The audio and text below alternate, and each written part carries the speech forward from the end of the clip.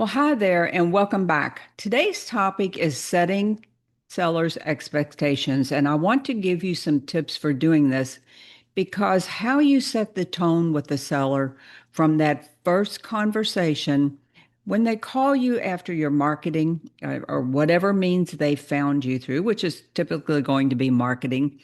This is where you want to begin to change their expectations with regards to price. So, first of all, you need to listen carefully to what they're saying. And you may have heard the term active listening. This is really listening and letting them just get it all out. So, what are they saying they want or need in addition to the money from the sale of the property? Now, that could be a lot of different things. In probate, they may not know the financial aspects that go along with the property, since their parents, we'll just use parents as an example. If their parents were elderly, they may not know that there are for instance, mortgages or mortgages against the property. They may have home equity lines of credit. They may have unpaid taxes, things like code violations. There's surprises that probably they're not prepared to deal with. So, by listening to them and by asking a lot of open ended questions, you can figure out what their motivation is. Yeah, we all know they have a property they want to sell, but what else do they need? Now, the next thing that I like to ask the seller is, what are you hoping to get for the property?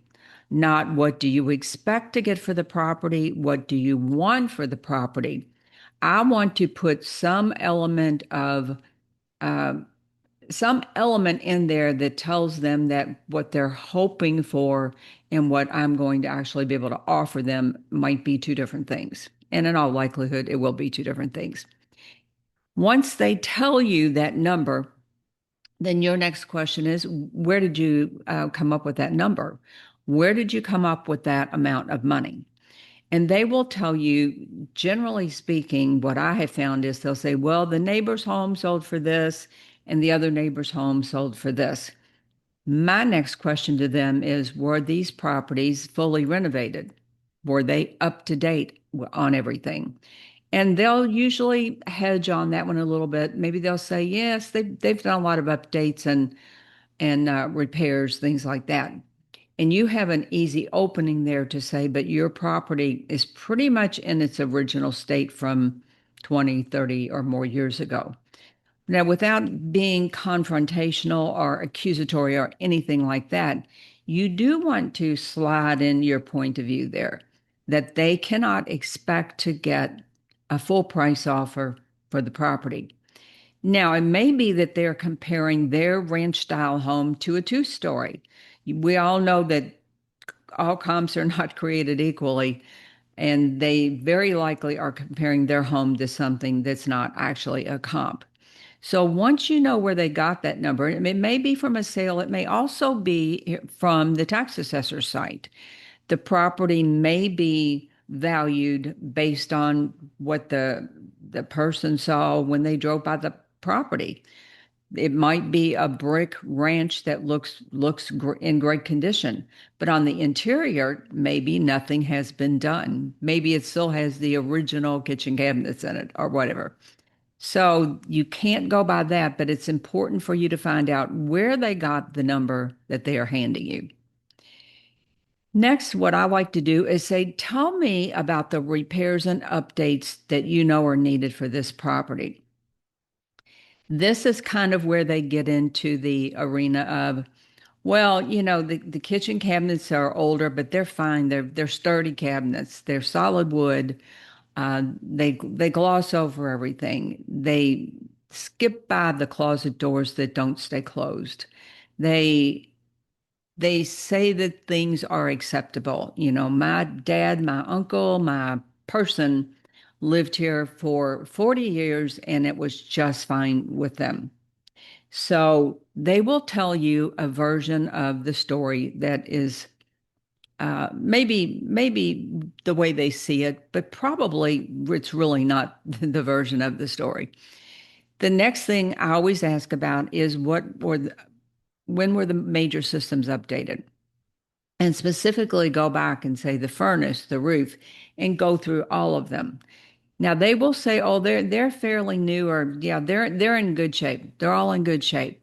So the conversation goes something like that. But your job is to try to go back and say, "Well, do you remember? Can you think of a time when the roof was put on, and maybe you can link that to something else that's going on?" And they might say, "Well, my Aunt Martha died when they were putting the roof on. And I think that's been about 15 years ago, but the roof is great. It doesn't leak and it was a good quality roof when they put it on. So right now you're in information gathering mode. Now, this question is one I like to ask, and it is one that I consider to be really important because it shifts the conversation completely. Now, remember, what we're trying to do here is to set their expectations so that when you actually go to the property and you see the property, they already know they're not getting top dollar for the property without being, like I said, confrontational or anything but nice about it. You want to begin to change the seller's expectations with this initial contact, which will typically be a phone call. Even if they filled out a web form, you're likely, you know, I would always call the person. So you ask them, "Well, I'm going to come out and take a look at the property, and that will, of course, determine what I can offer on the property. But if you were going to live here, if you were going to fix this up and live here yourself, what would you do?" All of a sudden, the conversation begins to change. The hardwood floors that were just top quality when they were put in suddenly need to be refinished. The kitchen that was great enough for the person that lived there suddenly needs to be redone, and they will go through every single thing to put the house back into top-notch condition. And this is your opening where you say, I would probably agree with that. But once again, I need to come take a look. But can you see that the end buyer for this property, I do this as a business, so I will be fixing it up to resell it to an end buyer. And that end buyer is going to want everything nice. They're going to want everything to be in the condition that you just described. Now, if you're going to rent the property, you may have some wiggle room there on some things, but it's still the same conversation. Everybody deserves a nice place to live, and you can see where your tenant's going to want things to be nice. They're just not going to want them to be okay, because I firmly believe that the quality of your property determines the quality of your tenant, 100% all day long. So that is the next thing. And I think one of the most important parts of this conversation that gets them to thinking before the next step, which is that you go to the property, actually look at the property and put your offer together. Now, what they'll say sometimes is, well, let me back up just a bit. Maybe you'll say, sounds like you're going to need quite a lot of work, maybe, tens of thousands of dollars worth of work. Bathrooms are expensive, kitchens are expensive. And they'll jump in and say, "Well, my dad can install a vanity for $89 or whatever the item is." And you can say that's very true. And if you or your dad or your brother want to do all the work and go ahead and fix it up prior to selling it, then you're welcome to do that. But I use contractors. Like I said, this is a business for me. So I use licensed contractors to do the work, and it's a business for them. So they're going to charge me, and in turn, that's a cost to me. So just kind of have a come to Jesus meeting with them over that part of it because it always comes up in the conversation.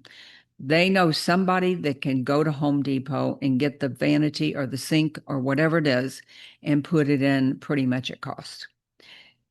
So once you've had that conversation with them, and you've reminded them that you do this for a business. And I would always say to them, come on now, do I look like I swing a hammer? Then you go about setting the appointment and you actually go look at the property.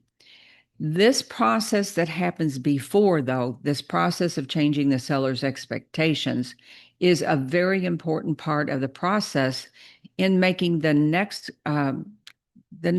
part of this process go smoothly. And in the next video, I'm going to talk about how to have easy conversations with these sellers.